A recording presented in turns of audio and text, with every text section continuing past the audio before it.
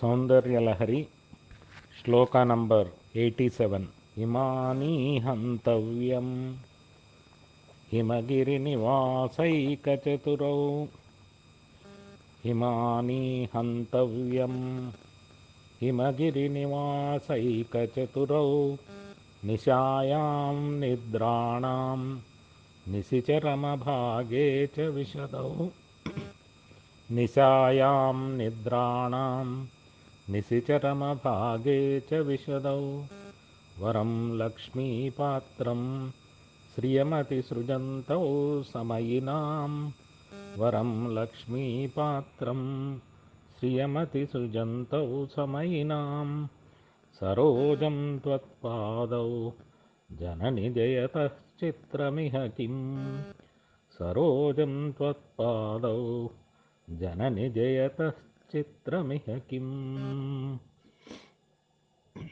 This is the last of the series of meditations on the lotus feet of Bhagavati. Usually we say and bow to the lotus feet of Bhagavati, where her feet are compared to the lotus flower.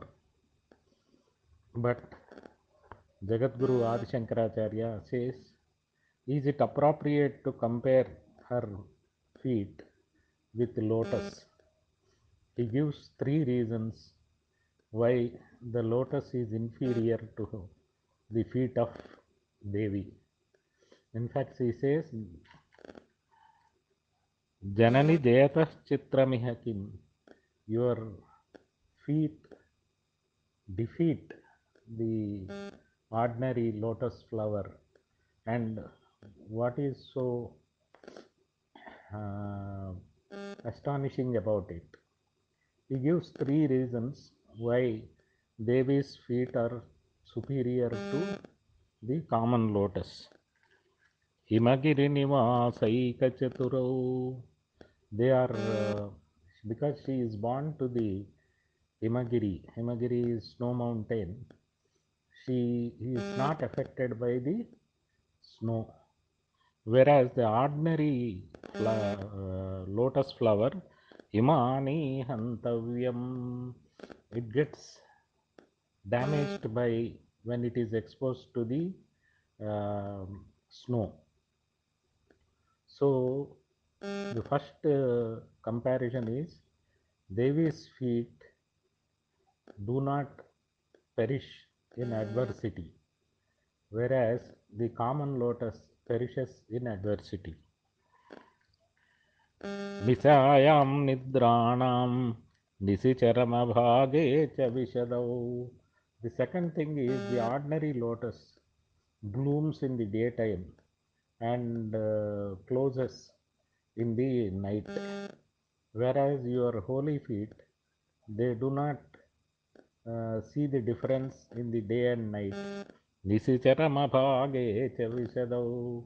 They are in full bloom even during the night. So day and night, these are the Dvandvas, the pairs of opposites. So lotus is subjected to the pair of the Dvandvas, the pair of opposites, whereas mother's feet are above the Dvandvas, the pleasure and pain, the happiness and sorrow, the victory and loss. She is above all those things.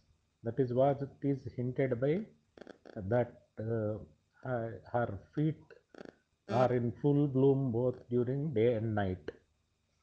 The third reason is given is Shriyamathisrujanthau Samayinaam. Samayinaam is the Sri Devi's devotees, especially those what we call Samayacharis. Samayacharis is those who worship Devi by Samaya Tantra, to which Soundarya Lahari is one of the important texts. So when we worship Devi with Soundarya Lahari, we are called as Samayachara devotees. And for those Samayachara devotees, she is full of her grace. Whereas lotus flower is only a thing of beauty. It cannot grant any boons, it cannot grant any welfare to the worshippers. So thus, one is the Devi's feet are not affected by adversary. Hence, even when we are in problems, troubles, adversities, we pray to the lotus feet of Devi, we are bailed out from them. Second is, both during daytime and night time, they are in full bloom. So, in difficulties, in good times, in happiness, sorrow, and in all these things, we need to stick on to this one feet, and she gives full grace to us. Third is, when we follow ardently the sadhana in the Samayachara path of Soundarya Lahari, she gives all her blessings to us. Thus, though poets compare your feet to the ordinary lotus, they are way superior. And when we go deeper into the meaning of the sloka, Adi Shankaracharya clearly establishes the role of the different manifestations of Mahashakti, her superiority to them. The grace of Mahashakti is always blossoming in the devotee, but the grace of her manifestations, such as Lakshmi, they come and go on. Lakshmi is a Purna Amsha, complete part of Shakti, who was born at the time of the Samudra Manthan, churning of the ocean, Milky Ocean, became the consort of Vishnu.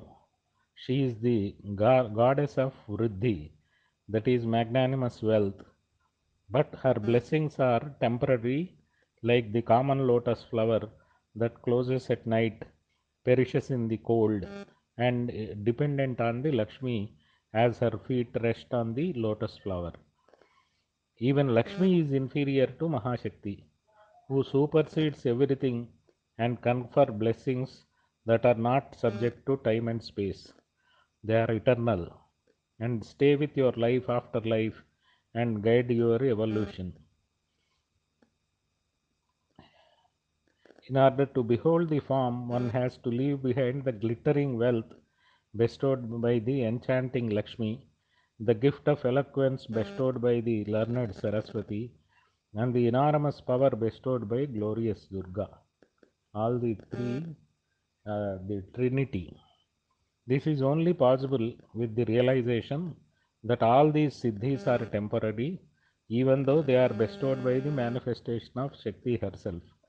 She keeps the aspirant in the realm of Maya under the spell of their charms for as long as she wants. Only to her chosen devotees does she reveal what lies beyond Lakshmi, Saraswati, Durga, and Kali, which is her true form, the Tripura Sundari. There are three levels of mind: Jagrat, Swapna, and Sushupti. The wakefulness, the dreaminess, and the deep sleep have to be transcended in order to reach the state of Turiya or the super consciousness. After being established in Turiya for a period of time, which is the vision of Shiva and Shakti in Maithuna at Sahasrara, the awareness of the aspirant ascends to higher lokas above Sahasrara, where Tripura Sundari reigns in all her glory.